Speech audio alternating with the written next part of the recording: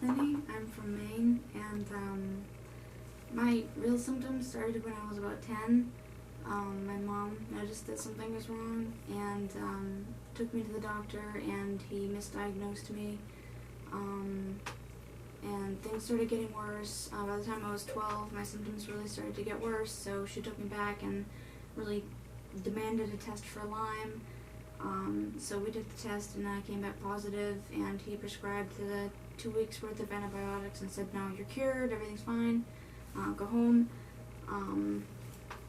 After that, I got progressively worse, started with some bad stomach issues, lost a lot of weight. People thought I was, had an eating disorder, because I kind of turned into a bag of bones after that. But I didn't. I just had a lot of stomach issues and stuff, a lot of nausea.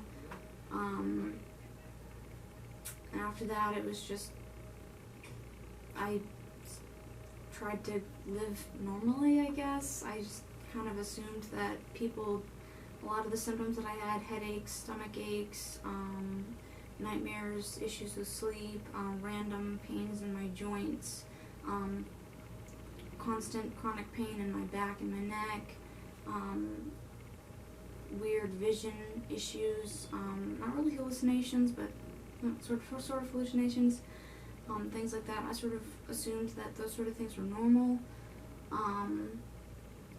I just sort of kept those to myself, tried to live as normally as I could, and by the time I was 14, the pain and the headaches and everything got so bad that my parents noticed I was going to the medicine cupboard like every single day and taking out the pain medication, the Tylenol and stuff, and they were like, what's going on? So they took me to a physical therapist, and they started doing some pain stuff, and it helped, but then she retired, and when I was 15, we discovered that we had extremely high levels of heavy metals in our well, and got that problem eventually sorted out. We started seeing a chiropractor, nutritionist person, and he started doing chelation and all this sort of stuff, and that's when a lot of the really bad health issues started for me and my sister, both.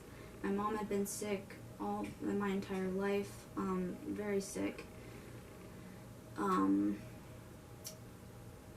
But again, I tried to keep living as normally as I could, because my sister and I were musicians, and we had a really promising career with that, and I just wanted to keep going with that. I didn't want to have to deal with my sickness, but at that point I started developing some mental issues. The visual hallucinations got worse, and I started having auditory hallucinations, and my depression, which I had struggled with since I was 12, started getting really bad. I started having suicidal thoughts, and ideations, and I started having some really intense nightmares about demons, and I started becoming paranoid that demons were behind my shoulder every second, and like controlling my thoughts and telling me what to do. And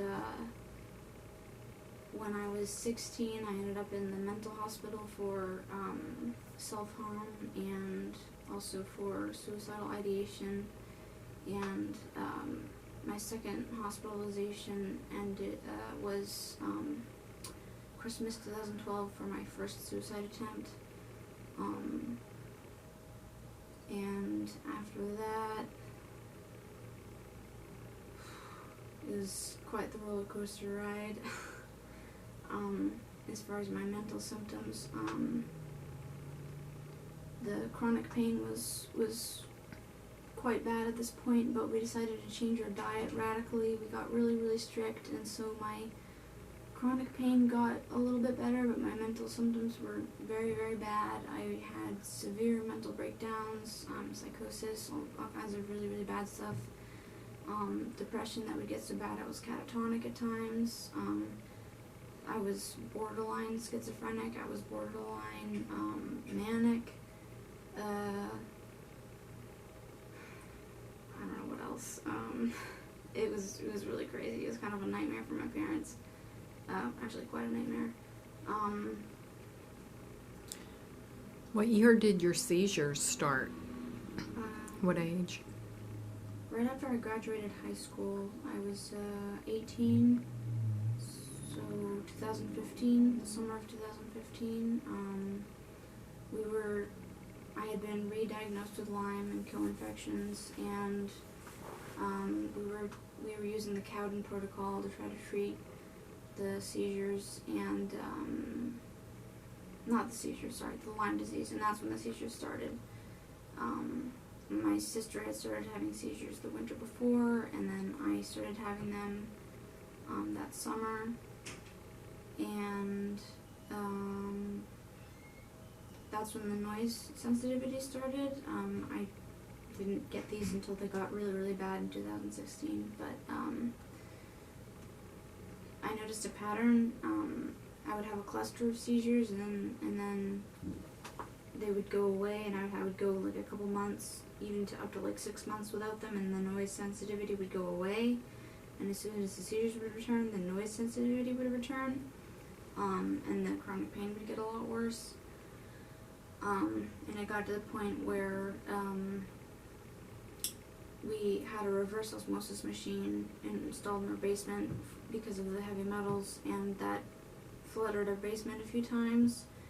And we didn't clean our basement properly. We had some cardboard boxes and things down there, and we had no idea about mold at the time. We also had some water damage in our bathrooms, and we saw a little bit of mold on the walls, but we didn't think it was an issue. And some mold also grew on the cardboard boxes because of the flooding in the basement. We didn't know that was an issue, but by the year 2016, we had quite a bit of mold growth from that stuff, and by that time my seizures had gotten so violent and so frequent, and my noise sensitivity had gotten so bad that I couldn't tolerate any noise whatsoever. It would just send me off into either a seizure or a mental breakdown, and I would have hallucinations and mental breakdowns during the seizures, and I would be like up all night, and I would think that like I was in prison and my family were prison guards trying to torture me, or sometimes I would even think that I was like in hell, and you know, my family were demons or something, and it was really awful. And at that point, I remember by chance, my mom ran into somebody at the grocery store who hugged her and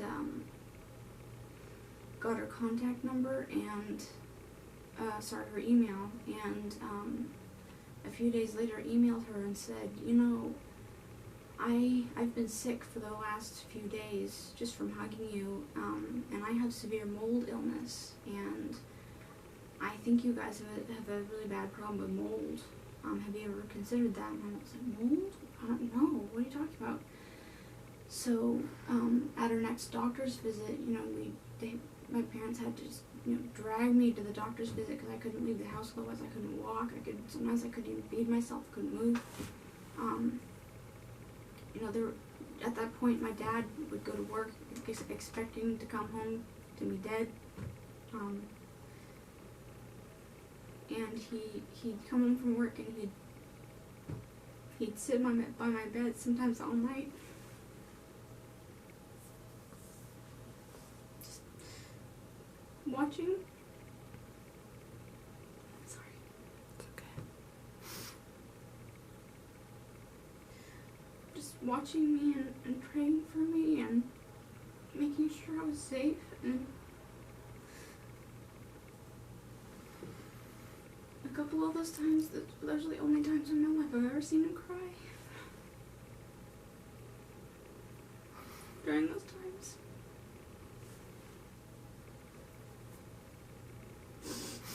But anyway,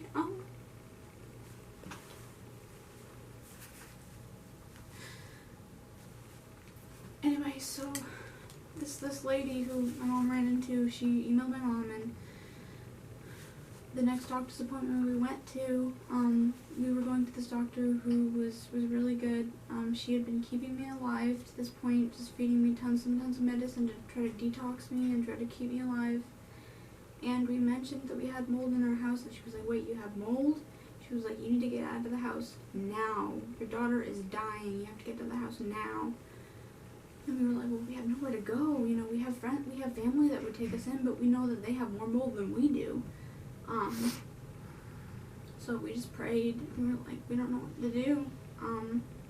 And all of a sudden, a friend of a friend was like, "Hey, we have this little bedroom above our apartment that we just finished building about a year ago, and we're mold conscious, and it doesn't have any mold in it. You can come and stay here for free for as long as you need." And so we left, and we left everything behind, and that's what saved my life. They were really, really nice people. We were only intending to stay for about a couple weeks to try to find somewhere else to stay, but we ended up staying for over a year and a half. The family we stayed with were really nice. So while we were there, my dad, he has a really strong immune system. He ended up staying at the house, redoing the bathrooms and cleaning everything up, and selling the house to a friend, and they're totally healthy. They're totally fine. The house is fine now. And we purchased a new piece of land, built a new house that's free of mold, and we moved there, and I was still doing, I got quite a bit better, but I was still not doing well at all. Still had severe noise sensitivity, had to wear these all the time, on meds, on a lot of different stuff just to keep me functioning. There were a lot of times that I couldn't see people, couldn't be near people, couldn't talk to people, even my own family. A lot of times that I was, in bed just screaming and crying because of the pain. Still a lot of seizures, that sort of thing. So we moved to our new house, and in 2019. So it's going to be a year this October, and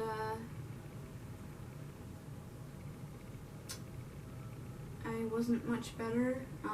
I spending most of my time in bed, just doing everything I could to avoid seizures, and whenever I went out and tried to do things that I like to do, I would end up, having a seizure or a mental breakdown. The 2 times I tried to go to church, I ended up with, it's an old building, mold. I ended up with suicidal thoughts and that sort of thing. Eventually, I don't know what happened. I gave up hope, and felt like I couldn't live like that anymore, so I tried to end my life again. It was stupid. Wouldn't recommend it.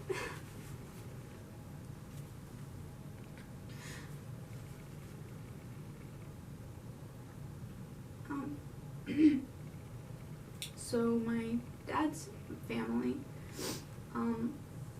decided to pitch in with their inheritance money and try to send me here. So my case was reviewed and I was accepted to come here, and we were all very, very excited. So I came here, and 5 months later I'm sitting here and smiling and not wearing these. I still do in a lot of the time in noisy environments, but I can take them off now. Long periods of time when in more quiet environments, there's been a lot of improvement. I'm not all the way there yet, but the saying goes that healing isn't linear. It takes a long time. I've been sick for most of my life, so I don't expect to get well right away, but I've made huge improvement here, and I see hope. One of the big things that that I've really appreciated about this place is that you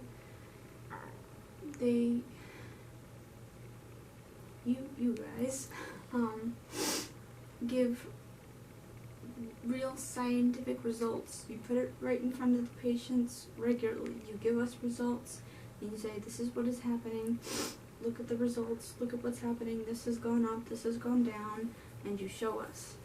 Other doctors don't do that. And that's something that I've wanted. That's something that I've wanted so badly. And I've learned so much here, and I've gained so much here. My chronic pain is down, my noise sensitivity is down, my social anxiety is way down, and it's huge.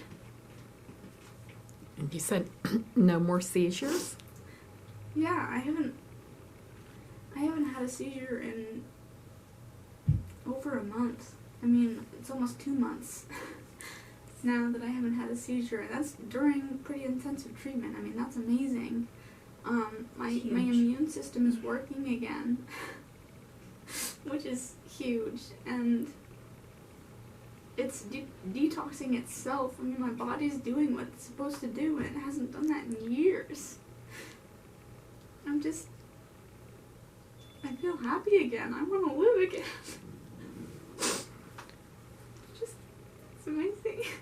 We're so happy for you, Bethany. We're so thankful that you're doing so well now, and for all the progress you have made. Thank you for sharing, Bethany. We're very excited for you. Thank you. Thank you.